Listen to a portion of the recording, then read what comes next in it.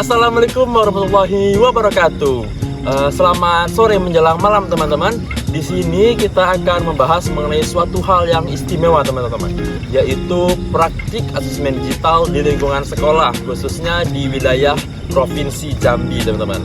Nah, dalam kita berdiskusi mengenai topik praktik asesmen digital di lingkungan Provinsi Jambi teman-teman, di sini kita kedatangan dua orang bintang tamu yang istimewa teman-teman, yaitu ada Hasan dan juga Rodif. Bang Hasan dan Mas Rodif, silahkan.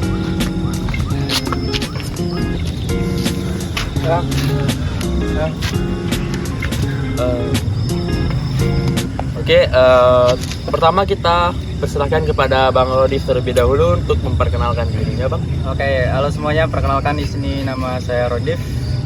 Asodik kerap disapa Rodif. Selamat sore Bang Rodif. Ya, Kemudian Bang Hasan, silahkan.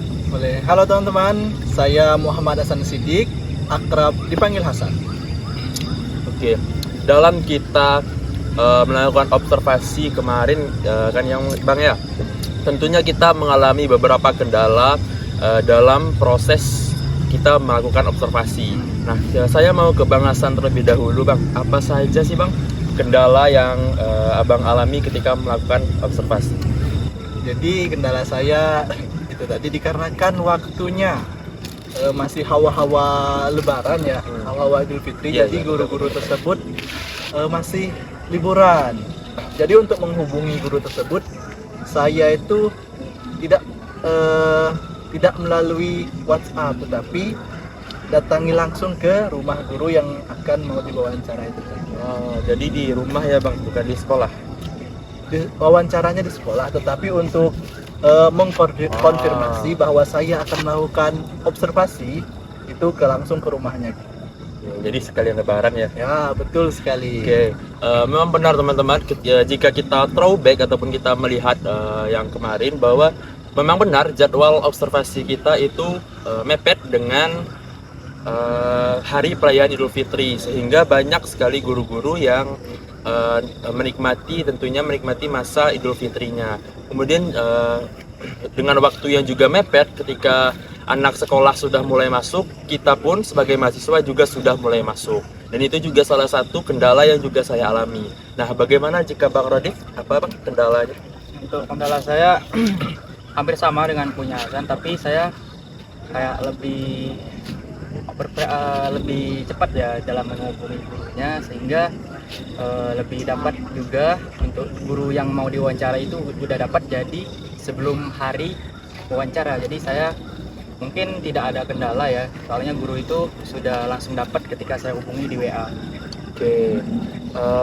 Ketika kita melakukan observasi kemarin ya Bang ya, tentunya kita bisa melihat secara langsung fenomena di lapangan, apa yang terjadi, apakah penggunaan asesmen digital itu beneran terjadi di sekolah ataupun tidak. Nah, jika saya pribadi ketika melakukan observasi kemarin, praktik asesmen digital itu bisa dan sangat bisa dilakukan, akan tetapi harus memerlukan kreativitas yang luar biasa dari para guru-guru, dikarenakan memang peraturan dari gubernur yang melarang para siswa untuk membawa gawai ke lingkungan sekolah.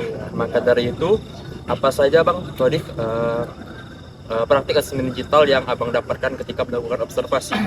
Ya, ketika saya melakukan observasi ya, saya tidak langsung melakukan observasinya itu ke kelas, tapi saya hanya di sini mewawancari guru saja. Yang mana itu berdasarkan hasil yang saya dapatkan, guru tersebut telah menggunakan praktik dari asesmen digital, terutama dalam penggunaan dari TV interaktif ya, yang menjadi penunjang dalam pembelajaran. Kemudian guru itu juga menggunakan kayak kuis digital, itu tentunya juga dapat membuat pemahaman siswa itu lebih meningkat, serta dari kuis tersebut ada nanti jawaban-jawaban yang telah jika siswa itu jawab salah misalnya kan, nah itu ada jawaban-jawabannya, yang mana itu menjadi perbaikan dan juga dari siswanya dapat belajar lagi gitu. Ya mungkin itu saja. Kalau penggunaan LMS ya, untuk sekolah yang saya tuju itu belum menggunakan LMS, dan juga e-portfolio itu belum. Jadi sekolah yang Abang observasi ini menggunakan media pembelajaran yang ataupun smartboard yang menjadi bantuan dari Iya. pemerintah kemarin ya Bang ya. Ya. Oke, bagaimana dengan Bang Hasan? Oke, kalau saya pribadi, sewaktu saya observasi ke sekolah, itu sekolah yang saya observasi itu kurang merealisasikan dari praktik berbasis asesmen digital tadi. Kenapa? Karena kan siswa seperti yang Bang Devan katakan tadi, siswa tidak diperbolehkan membawa HP dikarenakan peraturan dari gubernur ya. Nah, hal itulah yang membuat sekolah kurang bisa merealisasikan praktik asesmen berbasis digital tadi. Sekolah yang saya observasi tetap menggunakan praktik berbasis asesmen digital, tetapi tidak macam mana ya? Tidak penuh makanya, Tidak secara maksimal gitu ya, ya. tidak secara maksimal. Hanya beberapa keadaan tertentu saja. Oke. Nah, kemudian apakah ketika teman-teman atau abang-abang sekalian melakukan observasi dan melihat secara langsung keadaan di lapangan, apakah siswa itu memiliki antusias yang tinggi ketika melakukan asesmen secara digital, atau justru mereka lebih senang jika asesmen entah itu formatif ataupun sematif dilakukan secara tradisional? Oke, kalau dari sekolah yang saya tuju ya, kalau dari sekolah yang saya tuju itu siswa sangat antusias sekali ya tentunya terhadap dari praktik, terutama dari asesmen digital ini, karena itu juga kemauan dari Gen Z ya, siswa-siswanya Gen Z yang mana itu cenderung lebih kepada mengikuti dari perkembangan teknologi lah tentunya. Udah harus kayak monoton pembelajaran seperti itu kan udah dianggap sangat membosankan dan juga tidak cocok lah diterapkan untuk di lingkup sekarang itu. Jadi menurut saya praktik asesmen digital di sekolah yang saya tuju itu telah menerapkannya, dan juga siswa itu sangat bergembira dan juga sangat antusias lah akan hal tersebut.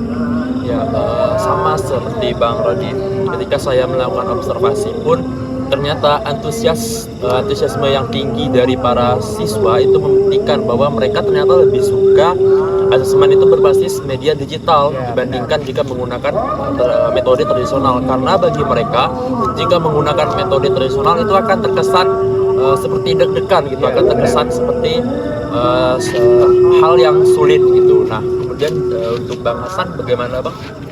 Kalau dari siswa dari sekolah yang saya observasi itu sama seperti abang-abang sekalian ya, siswa-siswa tersebut tentu sangat berantusias karena siswa zaman sekarang ini sangat dekat sekali dengan teknologi Ya benar. dimana sekarang ini kita kan zaman yang serba digital ya.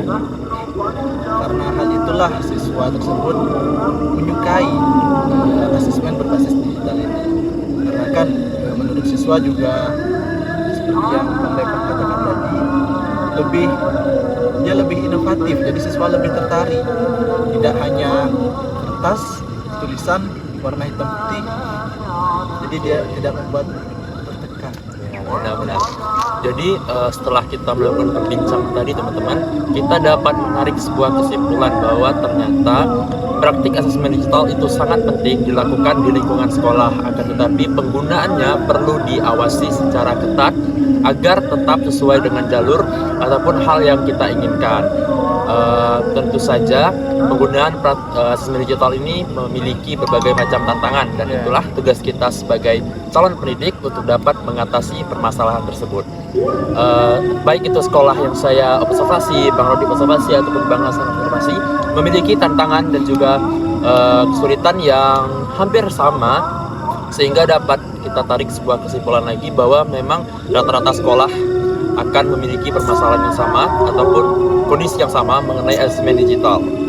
Oke, sekian saja ya Bang podcast kita pada hari ini. Semoga kita bisa bertemu di kesempatan lainnya. Beda Bang ya. Apa?